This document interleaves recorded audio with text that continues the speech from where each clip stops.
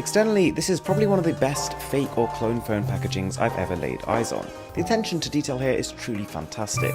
Starting off with the screen protector and the case provided, the screen guard is a bit of a weird one because below that S9 Plus sticker, it says the LG G Vista 2. So really the company has just taken a random screen protector from a random phone and bundled it in with this one, so a bit of a bizarre move, I don't really get it.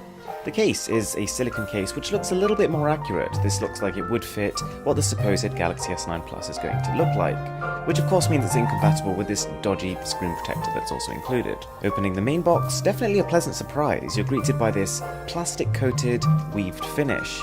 I was not expecting that, and the moment of truth, opening the box up for the first time, as you probably expected, the phone is on top. And so far so good. It's a little bit on the thick and a little bit on the heavy side, but visually speaking is kind of what we expected to see. The insert below has an uncanny resemblance to the Galaxy Note 8, which makes me think this is somewhat recycled packaging, and underneath this we've got a little box which you might expect to have a case or something else in it, but it just literally has the quick start guide. The charger included pretty much exactly resembles that of the Galaxy S8. Very well done, really impressive, you literally can't tell the difference. And there is a pair of included earphones, unfortunately not made by AKG or even AJG for that matter, but nonetheless they look pretty decent. And finally, hidden away towards the bottom of the box, we've got a SIM ejector tool and a USB Type-C charging cable. Nice to know that even though this is a fake, it's still using the latest standard, but no doubt it won't actually support fast charging. Alright, moving on to the phone, we've got a protective film covering the front, which somewhat exaggerates the screen-to-body ratio on offer, but even taking it off reveals a pretty generous screen size. Turning it over, the company could have done a bit of a cleaner job here, but you peel that off, and it looks pretty much exactly as we expected it to. So far so good. We've inspected the packaging, we've unboxed the phone. What is left though is to turn it on and see what's on it. But just before we do that, we are approaching 1 million subscribers on this channel, the largest milestone we've ever hit. So if you could support me by subscribing, that would really mean a lot. Alright, so we've booted up the phone, I've spent a bit of time getting to know the software, and it's really rather impressive. And the first thing you probably notice is how closely it resembles that of the Galaxy S8 phones. Starting from the rear though, this phone is a pleasant surprise. Whilst I'm not a huge fan of the bold text towards the bottom of the phone, generally speaking I think the design is cleaner. And whilst of course the fake model here has a plastic finish, the real one would of course come with the same glass we see on the Galaxy S8 Plus. And one of the main problems with the Galaxy S8 Plus, that huge stretch towards the fingerprint scanner, which wasn't very differentiated from the rest of the body of the phone, is now completely gone. This new vertical camera array you can see on the fake S9 Plus is actually solving both problems where they're resting, but also it's raising the fingerprint scanner above the rest of the body.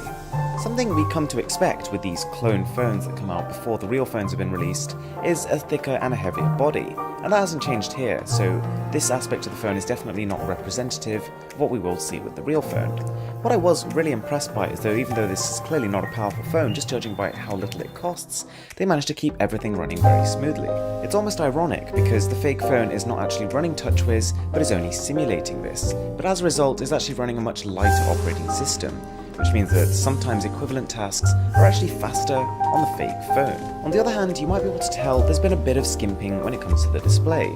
The real S8 Plus on the left hand side has got an 18.5:9 aspect ratio, but the fake one over here has a 16:9 and in its place a larger chin on both the top and the bottom.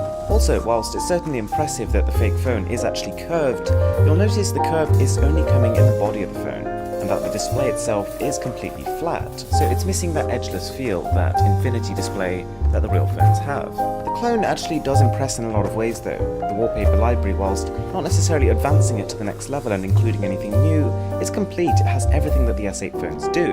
The dialer, the built-in applications, very effectively emulate what we see on the S8. Everything from the home buttons to the settings menu is all intricately detailed. I find it kind of funny that even though the about section of the phone says it's running Android 7.0 Nougat, when you triple tap that it actually brings up the Marshmallow logo, which is the Android version it is actually running. And of course this guide disappoints in many other ways. The camera is almost non-usable, the battery life absolutely flies down, you can empty this thing in about 3 to 4 hours of screen on time, and the list goes on. But the purpose of this is not that, it's to get a flavour and an idea of what the Samsung Galaxy S9 Plus might actually feel like. And to some extent, it's very encouraging.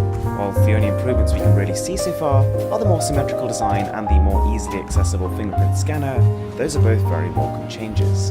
Anyway guys, thanks a lot for watching the video, I really do appreciate it.